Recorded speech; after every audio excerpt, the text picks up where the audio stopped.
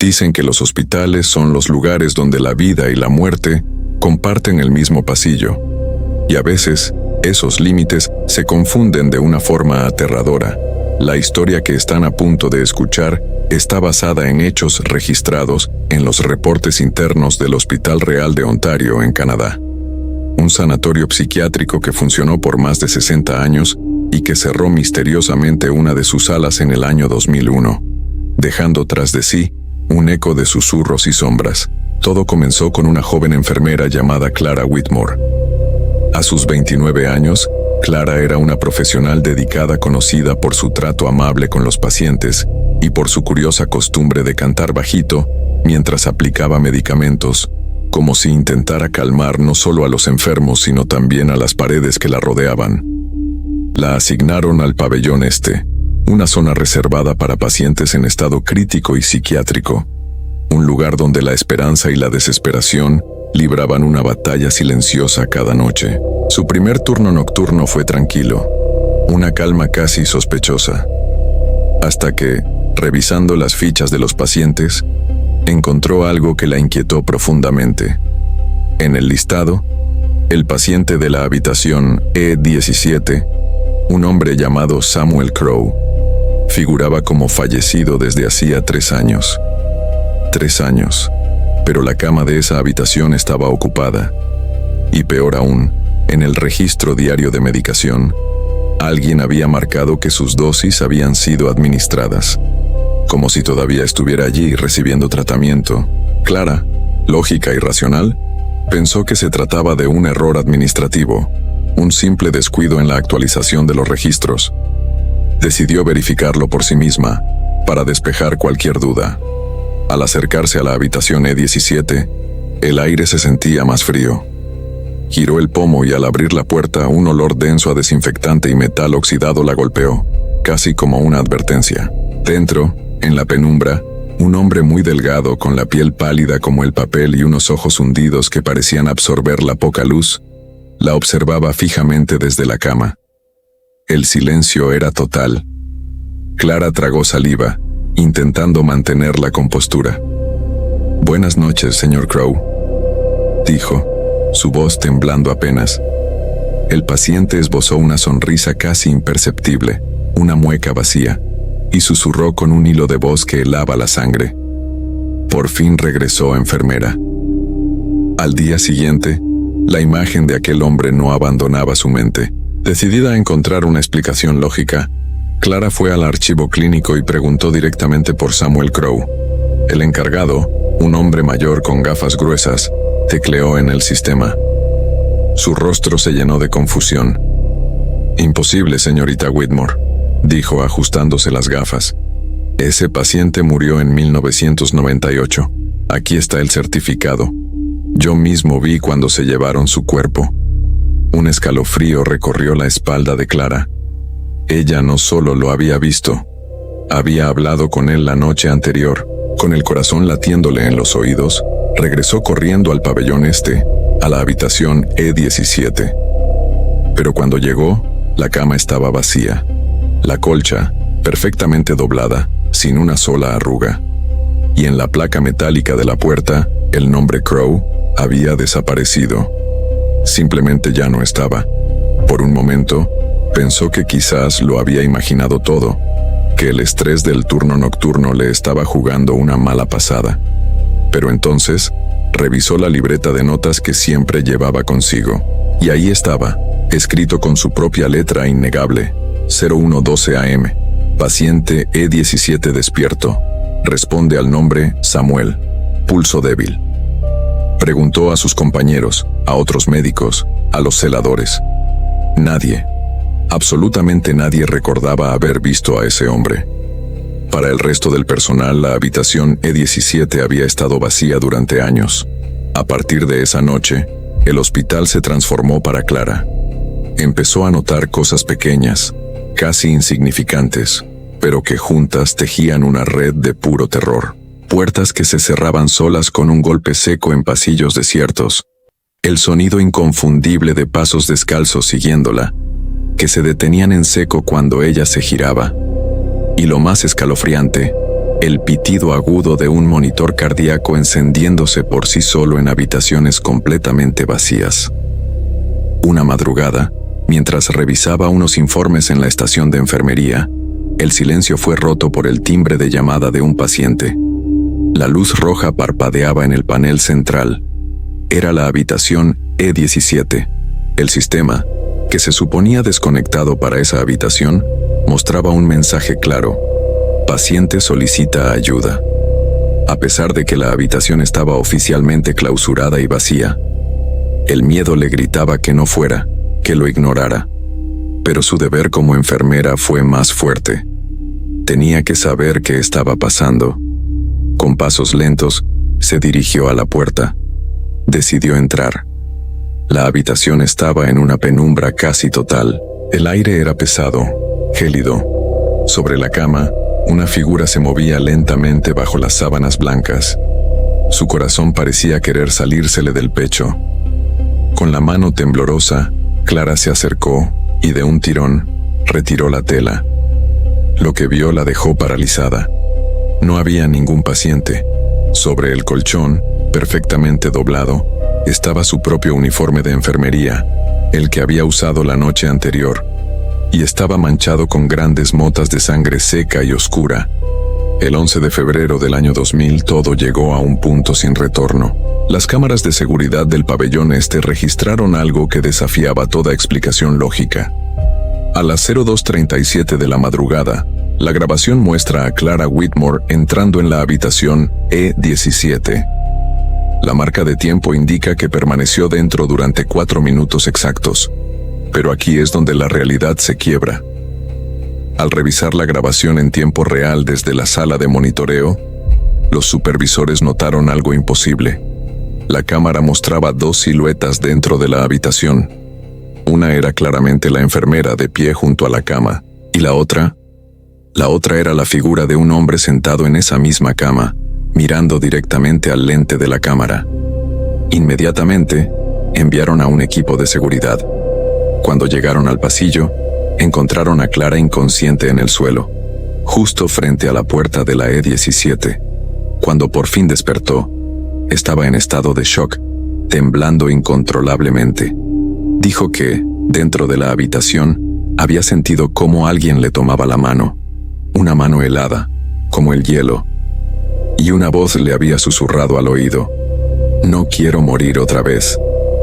El hospital inició una investigación interna. La habitación E17 fue sellada permanentemente con tablones y tornillos. A Clara la trasladaron a otra institución y oficialmente fue diagnosticada con un severo trastorno de estrés postraumático. Nunca más volvió a trabajar en un turno nocturno. Pero la historia no termina ahí.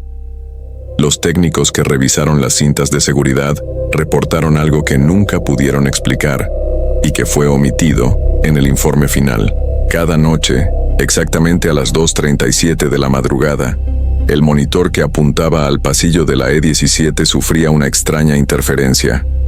Y durante 3 segundos, solo 3, la imagen mostraba una figura sentada en la cama 17, a través de la puerta sellada.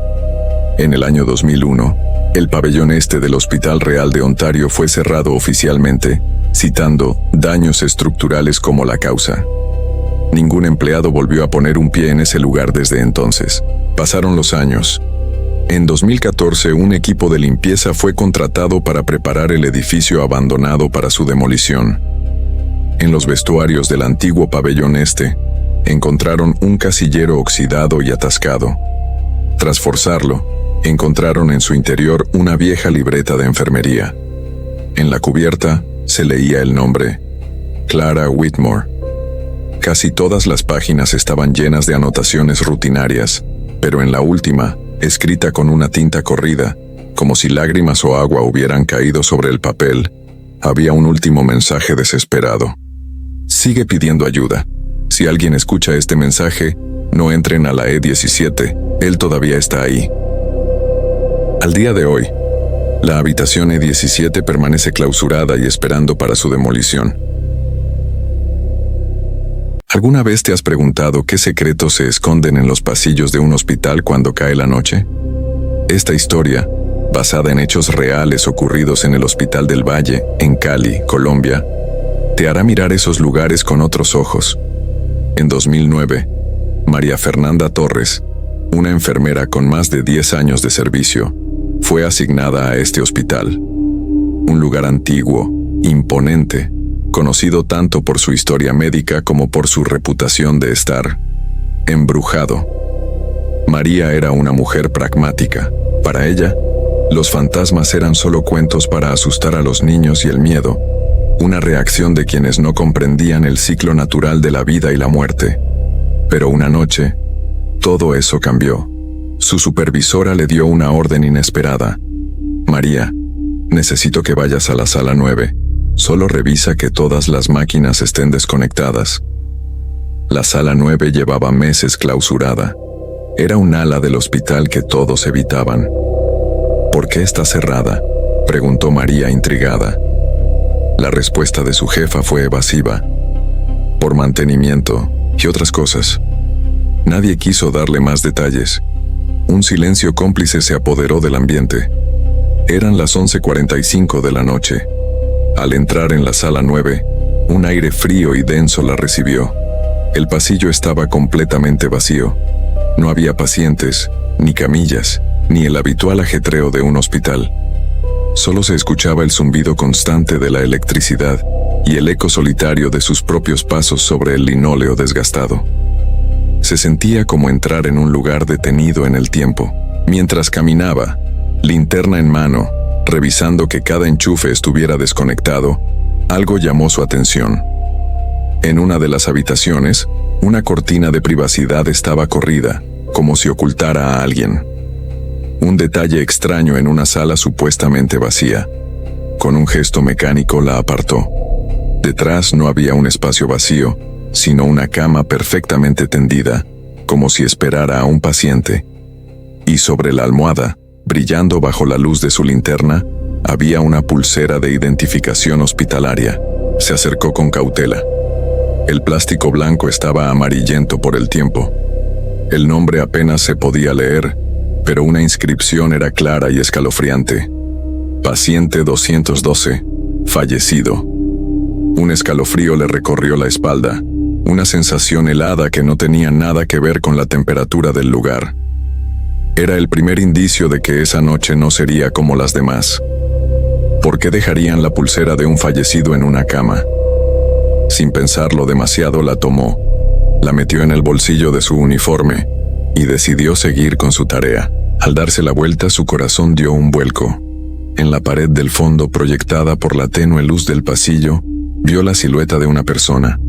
Una sombra oscura, alta, inmóvil, que parecía estar de pie, observándola fijamente. Instintivamente, apuntó su linterna hacia la figura. Pero al hacerlo, la pared apareció lisa y vacía. La sombra se había desvanecido. «Debo estar cansada», se dijo, intentando calmar su pulso acelerado. Justo en ese momento, un sonido rompió el silencio sepulcral. A través del intercomunicador de la estación de enfermería, que aún funcionaba, empezó a sonar el pitido rítmico de un monitor cardíaco. Bip, bip, bip. Regular, constante. Como si un paciente estuviera conectado a una máquina. Pero era imposible. La sala 9 estaba desierta. El sonido parecía venir de una de las habitaciones del fondo. Corrió hacia el origen del sonido, con el corazón latiéndole en la garganta. Al llegar a la habitación, las luces del techo parpadearon erráticamente, y allí, sobre un carrito cubierto de polvo, uno de los viejos monitores cardíacos estaba encendido. Su pantalla CRT mostraba una línea verde brillante que subía y bajaba, dibujando un ritmo cardíaco perfectamente normal. En la esquina superior de la pantalla, un nombre parpadeaba: paciente 212. Era el mismo número de la pulsera que llevaba en el bolsillo. El pánico comenzó a apoderarse de ella. Con manos temblorosas, buscó el cable de alimentación y lo arrancó de la pared, pero la pantalla no se apagó. La línea verde siguió moviéndose, desafiando toda lógica. Y entonces, el ritmo cambió. El monitor emitió un pitido largo, agudo y continuo, el sonido inconfundible de una línea plana, de un paro cardíaco, y del pequeño altavoz del aparato surgió una voz, un susurro bajo, rasposo, casi inaudible, que dijo: «No debiste mover mi cama». María retrocedió, tropezando con sus propios pies. El terror la paralizó. Su linterna parpadeó una última vez y cayó al suelo, rodando bajo la cama. La habitación quedó sumida en una oscuridad casi total, rota solo por el resplandor verde del monitor. A tientas, se agachó para recuperarla. Cuando la encendió y apuntó de nuevo hacia la cama, su sangre se heló. La cama, que minutos antes estaba perfectamente tendida, ahora estaba deshecha. Las sábanas revueltas como si alguien se acabara de levantar bruscamente. Y sobre la almohada, justo donde la había encontrado antes, estaba la pulsera blanca del paciente 212, la misma que ella había guardado en su bolsillo. Al día siguiente, con el rostro pálido y las manos aún temblorosas, María solicitó una reunión urgente con el director médico del hospital. Necesitaba respuestas. Le contó todo, cada detalle: la sala vacía, la pulsera, la sombra, el monitor encendido y, sobre todo, la voz. Esperaba que la tomaran por loca, que la acusaran de estar estresada. Pero el director la escuchó en un silencio solemne, sin mostrar sorpresa. Cuando ella terminó, él suspiró y dijo con voz grave: «No eres la primera a la que le pasa, María». Y entonces le contó la historia. Hacía 2 años, un joven había fallecido en esa misma cama, en la sala 9. Su número de identificación era el 212. Murió de forma inesperada, y su madre, destrozada, juraba que a veces, en el silencio de la noche, aún escuchaba la voz de su hijo llamándola desde el hospital. María se quedó sin palabras. El terror que había sentido se convirtió en una certeza helada. No había sido su imaginación. Inmediatamente, pidió ser reasignada a otro piso, lejos, muy lejos de la sala 9. Un mes después, la historia dio un giro aún más aterrador. Un técnico de mantenimiento, mientras revisaba equipos viejos, descubrió que las cámaras de seguridad de la sala 9, aunque desactivadas, habían quedado grabando accidentalmente en un bucle antiguo. Curioso, revisó las grabaciones. En un archivo fechado el 17 de agosto, la noche del incidente, a las 3:07 de la madrugada, la imagen era clara. Se ve a María entrar en el pabellón. Camina con su linterna. Se detiene frente a una cama que, en la grabación, no está vacía.